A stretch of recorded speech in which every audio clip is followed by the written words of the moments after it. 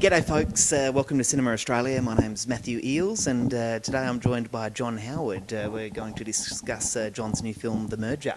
Thank you for joining us. Oh, my pleasure, my pleasure. Congratulations on the film. Must be good to finally get it out there. It is, yeah. We had a great screening in the gala presentation in the Melbourne International Film Festival. We had a couple of screenings there. A screening for Amnesty International, who's come on board, very interested because of the subject. And last night here at Cinefest Oz, it was sensational. I couldn't have dreamt for a better response from the audience. Yeah. And I had grown men coming up afterwards with tears in their eyes saying, "John, I laughed and I cried." And I said, well, I can't ask for much more than that. That's all you want, that's all you want. The Australian film industry is quite small, and that becomes real apparent at something like Cinefest Oz, because I've got a few things to read out to you, right? You're here with The Merger, which stars Josh McConville, who's also in 1%, which stars Ryan Corr, who's also in Ladies in Black, which is directed by Bruce Beresford, who directed you in your first film, The Club. And everyone's films are being judged by Sigrid Thornton, who was in Sea Change with you, and David Wenham, who's the festival patron. Michael Caton's on the jury, who you did Last Cab to Darwin with, and also on the judging panel is Tasma Walton, who was in Blue Heelers, which you did an episode of. What's it like working in such a close-knit industry? There are a couple of those which are pretty, I don't know how you come up with a couple of those connections. It's all connected. Blue Hills, which I did one episode of 35 years ago. Yeah. Look, what can I say? The cream rises to the top and then coagulates together. Is it good to catch up with people? I forgot David Wenham. Did you put David Wenham? Oh, yeah. There were so many of them. It was like, I don't know that the. It was great to see Sigrid last night. Yeah. Terrific. Yeah. I don't know that the film industry is quite that small, but you're kind of right in the sense that it is a kind of connected village all around the earth of filmmakers, and so we do tend to watch each other's shows and know what's going on. So that point is well made. Yes. Yeah. I don't know about Blue Heelers. I thought I'd throw that one in there just because of a few things you didn't throw in. Have you had the chance to catch up with a few people while you've been down here, other than It's been Sigrid? pretty brief because I said we were in Melbourne and then we got here yesterday at 4 p.m. and pretty much got ready and had the screening, and then I talked to a lot of people from the audience afterwards. So no, I haven't been doing much catching up. And what time is it now? Yeah, it's only 10 o'clock. Plenty of time for that. What's your impression been of the festival so far? I think it's fabulous. I met David, who invented the festival, last night, and his son. I said, "You're a genius for thinking of it." I love the way it's set out in different towns. I love that it truly is like a national festival, but it's also a regional festival as well. Yeah. And there's some excellent movies here and an extraordinary variation of movies for people to enjoy. So it's as good a festival as I've ever gone to. Yeah. I'm sure they'll like you saying that. Well, so they should. I'm not kind of pissing in their pockets or anything. That's just what it feels like to me. So tell us about The Merger and your character. Okay, well. The Merger's about a little town that's dying because they've lost their timber mill, and they don't really know what to do. And even worse than that, the local footy club is going to have to merge with some other club because they don't have enough people. So that's the problem. The town's dying, and the timber mill, which my character Bull used to own, has been closed, and he blames the central character Troy Carrington for doing that. As well as that, everybody in this story comes from a point of view of grief. Bull's lost his only son and heir to a motorcycle accident, and of course refugees, various of them have had terrible times in places like Sierra Leone and Syria and what have you, and that comes out through the story. But essentially it's a comedy about how people get through all that kind of grief and that turmoil and poverty by coming together. Troy Carrington decides that it might be a good idea if they get the refugees to play for the footy club. and so they do, with quite hilarious results. Some very interesting football is played. Yeah. But of course, the story's not about that. The story's about people realising that if they can overcome their fear and ignorance, that and work together, that together they can cope with the tragedies in life and with the difficulties in life. And this is a common enough story around the country, around this country, not also in the suburbs, but also in the little towns. It's a common story for refugees to save the towns, as it were, for them to reinvigorate the towns. Yeah. And that's true all over the earth. So in that sense, that part of this story is bang in the zeitgeist, as they say. Damien recently said that a lot of the characters were fleshed out after they were cast. Did you offer much input into Bill's development, or was it pretty much to the script? Oh no! I had to improvise all the lines, Damo.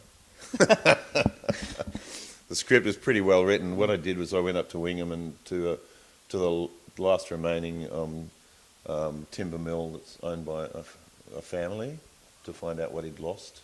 You know, to talk to that family up to the 7th generation, I think, and about to fold. It was more a question not of changing anything that Damien had written, but to give Bull the kind of depth that he deserved. Because even though, as he says, quite simply, I don't like change, even though he doesn't like change, he's not a man full of hate, he's a man full of grief. And so it was interesting to come to terms with that. Yeah. I also come from a little country town that doesn't really exist anymore. My grandparents' homes don't exist. You know, what was their farms is now a monoculture of wheat. So I have some idea of loss in that kind of area. You know, your kind of belonging, you lose your belonging. So that's really what I had to concentrate on, and then I just played with everybody. Yeah, yeah. Was this your first semi-nude scene? Well, if you go all the way back to the club, you'll find that I show my bum there. Oh, well, there you go. It all comes around again, doesn't it? It comes around again. Luckily, it doesn't come around, and I don't have to look at it. But Rafferty Grusin is terrific as Neil. He gives a performance way beyond his ears here, and it really stuck with me. Was he able to hold his own on set, considering he's the only child in the film? You mean run the set? Run the set? I heard his father has worked in the film industry for quite a while. Oh yes, and Raf's been in the industry for quite a while too. So he's actually 45. He just looks young. Yeah, he was more than able to hold his own. Yeah. Great kid. Yeah. Great actor. Yeah. It's such a passion project for Damien, having performed it as a one-man show for many years. Can you tell us a bit about working with Damien here? Yeah, well, I didn't see his one-man show with his 2 sock puppets. Yeah. Unfortunately, I didn't have to play one of the sock puppets. But I know from the screenplay that must have been a very good show, and also that he played it for 6 years or something around the country, and it inspired Mark to make this movie. So yeah, it was fantastic to have the person who wrote the story in the first place be the central character on set with you all the time, because if you did have any questions, you could go to him. Yeah. And say, what do you mean? He says, what's he say that for? Well, no, I'm joking, but well, maybe not. No, and thoroughly inspiring and humorous, great human being. So it's just that's a pleasure. You don't normally get all that at once. Yeah. He you talks don't always about get the writers on the set. No, that's right. He talks about those sock puppets quite a bit, actually. I think he's got quite a fondness for them. Yeah. Yeah. Pretty sure I know what he's doing when he's on the road. I mentioned the club earlier. What do you imagine Jeff's up to nowadays after all these years? Would there be a bit of Bull Barlow in him, or is he a totally different character? I think, I just can't imagine Bull Barlow, who blames the greenies for the loss of his timber mill, smoking dope. Somehow, I think they're different people. Yeah. It's quite amazing to inhabit the same internal drama of my own life and include those two in it. Yeah. It's pretty much. I hope it's not bookends. Yeah. Yeah. That wouldn't look good for me. In the No, future, fingers would it? crossed. But you know, you put your finger on the right bum, all right. Yeah, they're both in me somewhere. Yeah. Yeah. Were you disappointed that you didn't get the chance to chuck on a pair of stubbies and have a kick? I think if I kicked a footy now, my leg would fall off. So no, I wasn't despondent. There was some sad tears looking at the boys running around kicking the footy. But I always remember what Jeff said: you run like buggery to get the footy, and as soon as you've got it, you kick it away again. Yes. So, and besides, I was there in 1990 when Collingwood won the flag, so I kind of, I don't really have to live any longer. Well, we should finish on quite a serious question, and I don't want you to get too worked up about it, but are Collingwood a genuine contender against Richmond this year? Richmond have lost 4 times this year. Yeah. Collingwood is third. Yes. Yeah. Did they lose against Collingwood this year? I'm not going to go there. Look, we're into the finals now. We're third. I think every club has got a long list of injuries. It'll probably be the flag of the club that has the least number of injured players. Yeah. Richmond are obviously a standout team, wonderful team. Yes. But look at the difference of all the rest of them in the top 8. Yeah. I mean, even Port, who aren't in the top 8, what did they lose 6 games in a row by less than a kick? Yeah. Yeah. And as for bloody Sydney beating Collingwood, and nobody even saw the kick. I'm not even sure. I think somebody in the crowd must have kicked it. And then they did that to Melbourne, and Melbourne turned around and smacked you guys. So I don't know. Who's going to win? I don't know. Well, I'm an Eagles supporter, so I'll be going for West Coast, that's for sure. Well, so you should. I hope you are. John, thank you very much for joining us, and the merger's in cinemas from August 30, so make sure you go out and see it. We're going to leave you now with the trailer. If there was a Nobel Prize for being a dickhead, that's you. Troy Carrington would win it every year.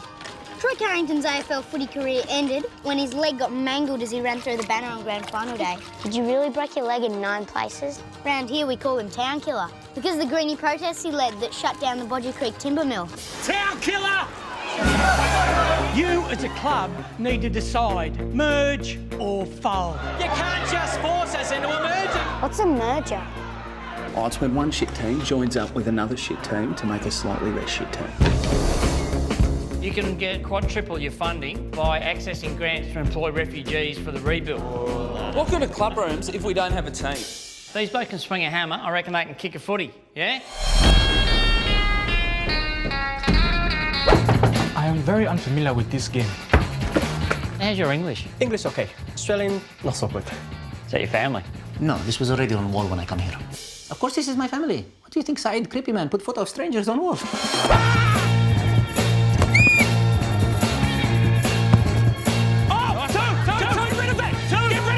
When you go over the boundary, you're out of play. You go over the fence, you're a spectator. As a general rule, try and keep inside both of those. Here you go, pal. He wants to give jobs away to refos who haven't been here 2 minutes. Some people out there don't like what we're doing here. What are we doing here? We're rebuilding the footy club. This isn't a club, it's a joke, mate. Refugees need our help and we need theirs. Why do you hate refugees so much? They just don't belong here. If we go home, terrorists will kill us, chemical weapons will kill us, bombs will kill us. Anyone who still hates you is a bloody idiot. I mean, look what you have done. You're amazing. Where is Aleppo? Oh, what's left of it is in the north of Syria. Yeah, because nothing's coming up on TripAdvisor.